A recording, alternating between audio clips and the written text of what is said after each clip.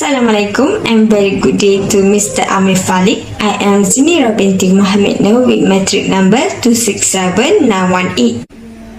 Today I will present on the topic of striking out pleadings, where the court may at any stage of the proceeding order to strike out any matter in any pleading which may be unnecessary, scandalous, frivolous, or vexatious, or which may tend to prejudice, embarrass, or delay the fair trial of the action, or which is otherwise an abuse of the process of court as has been stated in Order 18 Rule 19 Rules of Court 2012. As for the procedure, application to strike out pleading shall be made by way of notice of application as soon as possible after the offending pleading is served. Plus, application should be made promptly and as a rule before the close of pleading, as according to the case of Bank Bumiputra Malaysia Berhad and another against Lauren Esme Osman and others.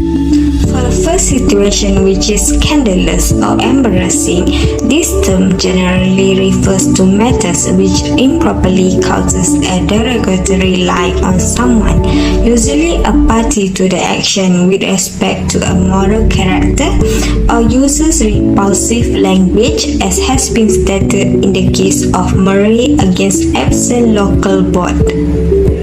In addition, according to Pertamina against Kartika Ratna Tahi and others, where in this case there was a Mr. Tahi, an Indonesian national who was a senior employee and executive of Pertamina Indonesian Oil Company. He died on July 23, 1976, and there was some amount of money deposited in Singapore branch of Japan Sumitomo Bank in the name of Mr. Tahi and his wife. His wife after that demanded payment to her of some amount of money and that the balance of the said deposit be transferred to her sole name.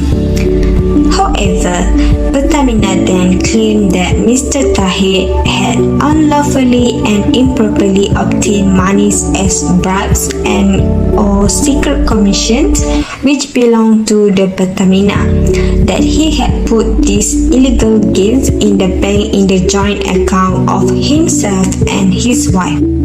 Pertamina then claimed that Mrs. Tahi was party to the wrongdoings of Mr. Tahi.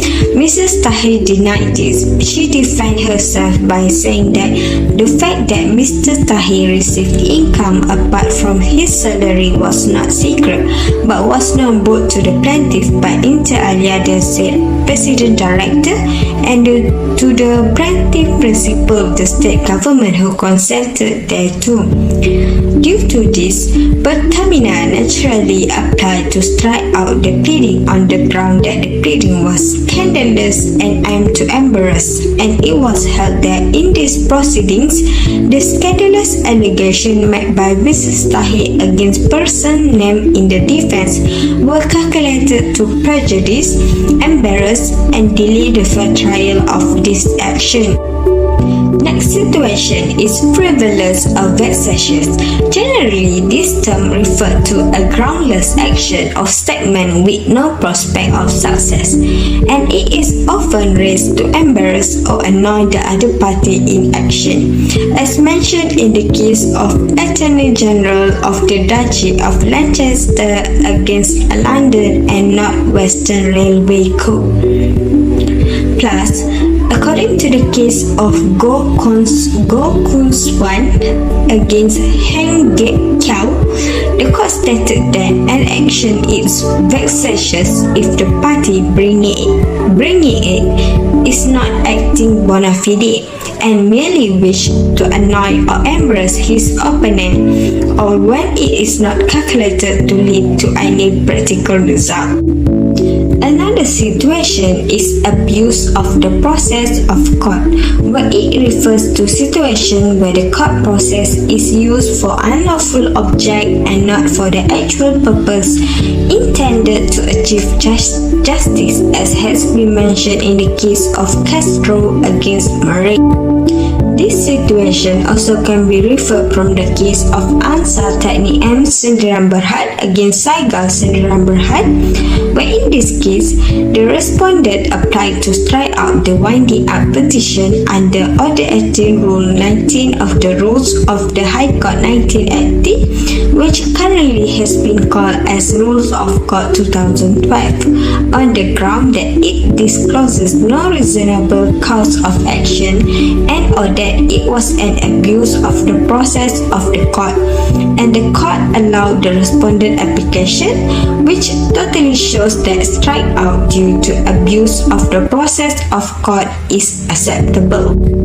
However, in a situation where there is no rules provided for certain situations to which need to be struck out, the court is at liberty to exercise its inherent jurisdiction to prevent injustice, as has been mentioned in the case of Lu Chai Meng against Ong Cheng Ho, which means as long as the strike out to prevent injustice, court may allow the application to strike out. Even Order 92 Rules for Rules of Court 2012 support that action. This statement also has been practiced in the case of Ri Lo Seong Fong, where the court exercised its inherent jurisdiction to strike out the winding up petition. Notwithstanding, there is no provision under the winding up rules. Despite that, there is still a situation where the application to strike out pleadings can be dismissed. For instance, if the case is merely weak and not likely to succeed at the trial, generally, a pleading should only be struck out in plain and obvious cases and where the suit on the face of it is obviously unsustainable, as has been stated in the case of Banda Builders Sendirian Berhad against United Malayan Banking Corporation Berhad. And the case of Serwan Gemilang Sendirian Berhad against Kerajaan Negeri Pahang also reaffirmed the principle of the Banda Builders case by stating that the obviously unsustainable test as adopted in Banda Builder would ensure fair trial and access to the court to litigants. The respondent, the plaintiff in the current case, should be given their day in court to prove their case. The court should not strike out an action purely for simple reason that it is unsustainable. The degree of unsustainability must be higher than must be obviously unsustainable before the action can be struck out summarily. The court should not pull its shutter down and close its door to the respondent by striking out their action summarily. With that, I end my presentation here. Thank you for the attention. That's all from me. Thank you and bye-bye.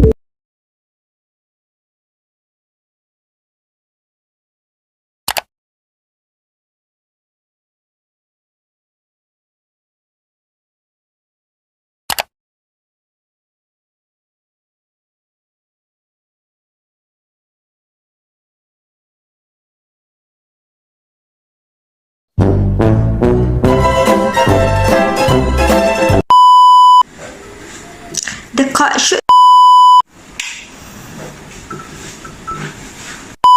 principal the state government who consented. She defended herself by saying that it must be obviously sustainable. Rules of Court 2002.